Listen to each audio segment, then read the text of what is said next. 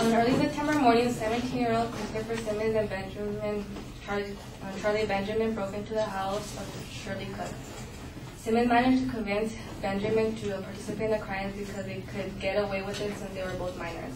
They forced Shirley to the floor and used duct tape to bind her hands together and cover her eyes and mouth. Once she was restrained, Simmons and Benjamin forced her into the back of her own car. During the car ride, Shirley managed to free herself from the duct tape, but once they took her to the park where they removed her from the minivan. To prevent her from getting free again, Simmons and Benjamin used Shirley's purse strap, her belt from her bathrobe, some electrical wire, and a towel from the back of the minivan to bind her hands or feet. Simmons proceeded to wrap Shirley's face entirely in duct tape. He took her to the edge of a road, pushed her into a river where she drowned. Later that day, Simmons bragged to friends that he killed a woman because the bitch seen his face. Moen Yaha from the Penn State Law Review points out that the seriousness and heinousness of juvenile crimes has been getting worse over time. For example, Michael Johnson was soon walk free only 7 years after he, as a 13-year-old and an 11-year-old accomplice, fatally shot 4 schoolmates and a teacher. The two had taken part in what became known as the Columbine copycat attacks.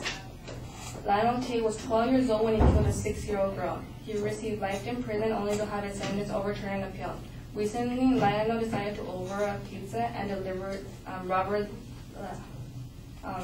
the delivery man at gunpoint. A 16-year-old girl hired her 17-year-old boyfriend to fatally stab her father because she was unhappy with her father's strict discipline.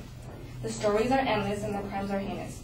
My claim is that the death penalty should be applicable to juveniles on a case-by-case basis, because one, juveniles can sufficiently be mature and capable to receive the death penalty, and the death penalty will help in the deterrence of juvenile crimes. First, I will start with the deterrence of the juvenile crime.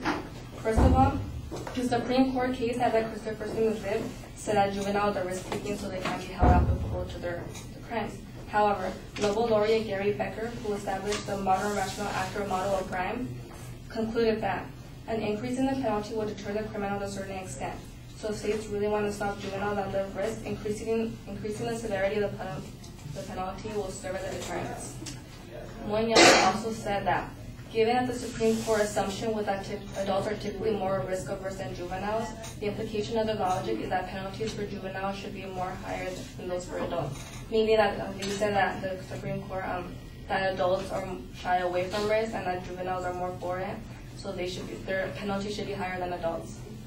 Second of all, the excuse that juveniles are impulsive is weak. Adults are also known to be impulsive. Does that excuse their extreme actions?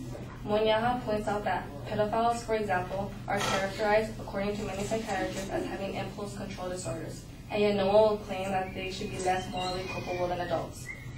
If it means deterring them from committing more crimes, their punishments should be set at a higher standard. The condition for doing this is as long as they are deemed mature, which brings me to my next point. As long as the juvenile is deemed mature, the death penalty can be applied. First of all, the courts have already been considering some minors mature in other important cases. A Supreme Court case said that a minor can go before a judge to determine her maturity if she wanted to have an abortion. Based on this court case, Adam Jovanovic from the Journal of Medicine and Law believes that it is illogical that the court is unable to make a determination that a minor is mature for a heinous murder to warrant the death penalty. Another instance where the courts have already been deeming minors as mature is in the medical world, with the mature minor doctrine. Adam Jovanovic states that a minor can consent to any medical or surgical treatment or procedure if that minor is of sufficient intelligence to understand and appreciate the consequences of the proposed treatments or procedures for himself. There are 4 standards that a minor must meet to be deemed mature. The most important being that the minor must comprehend the moral views of death. Another important factor to keep in mind is that Jean Piaget, who was one of the most influential child developmental research, says that the last human cognitive developmental stage takes place between the ages 11 and 15. The last cognitive developmental stage is where children can solve problems by applying theories and engaging in pure thought. Based on these 4 factors for determining the minor mature and the mature minor doctrine, Jovanovic comes up with 4 factors that should deem a juvenile mature. The first that the court will look at will be that a court should look to see if the minor had an understanding of the crime committed before and after the incident. The second would be a court should look to see if a minor had the ability to reason about the long-term effects of his or her actions. The third would be a court should look at whether the minor has voluntarily decided or agreed to commit the offense. If the minor's decisions and actions were voluntary, this would aid in showing of maturity and culpability. The last would be a court should look at whether the minor comprehended the result of death on the victim and on him or herself. Jovanovic also goes on to say that the background info and expert testimony should be taken into account in the determination of maturity. This is the best method in dealing with this issue. If nothing is done, who knows what other juveniles like Christopher Simmons can get away with.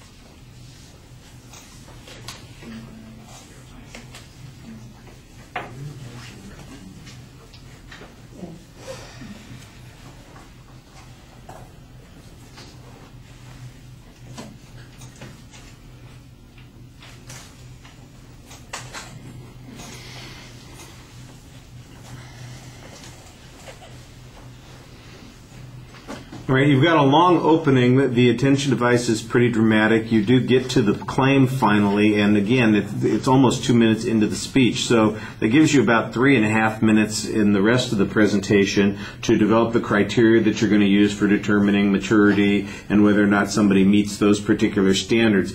And that might partially account for the reason that you were speaking so quickly. You seem to rush some of the quotes especially, and you need to allow us to follow what you're talking about. It's not that you're incomprehensible, we can understand, but you're not giving us much chance to think and process as we're listening to the information, and you want to make sure, especially if you want to be influential, that your audience can follow along on those things. And I thought that was a little problematic. You did a good job setting up the secondary issues on the criteria that you're talking about. Part of that is because you have an authority that you quote that gives us those criteria, and I think that that does help quite a bit.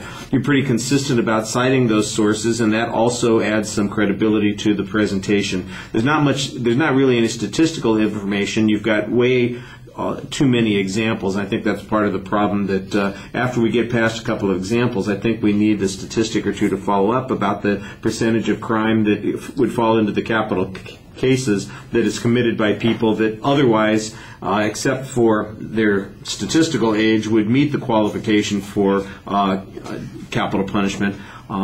That's something that I think we need some information on. Like I said, I thought your generalizations were usually backed up with some interesting evidence. You're doing a little bit more reading than you want, and like I said, I think that's partially one of the things that contributes to the pacing. Let me see. Oh, right at the end of the speech, there's not really a summary of the arguments. You basically end very abruptly, and I think that you still have a little bit of time, so I think it would give a better impression if you provided that kind of structure. All right, thank you.